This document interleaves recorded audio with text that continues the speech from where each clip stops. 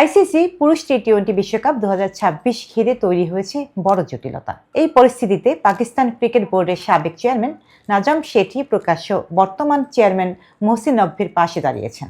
আগামী 7 ফেব্রুয়ারি থেকে 8 মার্চ পর্যন্ত ভারত ও শ্রীলঙ্কায় বিশ্বকাপ আয়োজনের কথা, কিন্তু বাংলাদেশ দল নিরাপত্তাজনিত উদ্বেগ জানিয়ে ভারতে খেলতে রাজি নয়।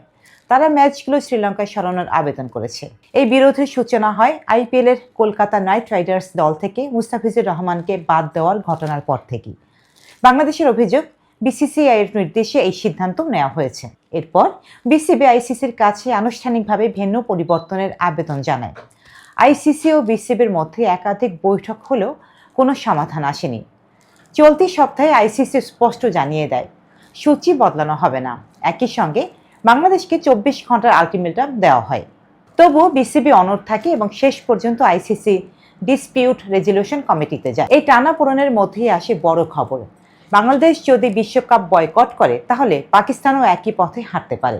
নাজাম শেঠি বলেন, বাংলাদেশ বিশ্বকাপ বয়কট করার সিদ্ধান্ত নিয়েছে, এখন দেখা যাক বিসিবি কি সিদ্ধান্ত নেয়। মহসিন নকভির উপর পূর্ণ আস্থা জানিয়ে তিনি বলেন, মহসিন নকভি ক্রিকেট বোঝেন, তিনি যে সিদ্ধান্ত নেবেন সেটাই সঠিক হবে। বাংলাদেশের অবস্থানকে সমর্থন করে শেঠির করা মন্তব্য, এটি ইন্ডিয়ান ক্রিকেট কাউন্সিল নয়, এটি ইন্টারন্যাশনাল ক্রিকেট কাউন্সিল। সব মিলে প্রশ্ন একটাই, বিশ্বকাপ কি শুধু ক্রিকেট নাকি এখানেও ক্ষমতা লড়াই?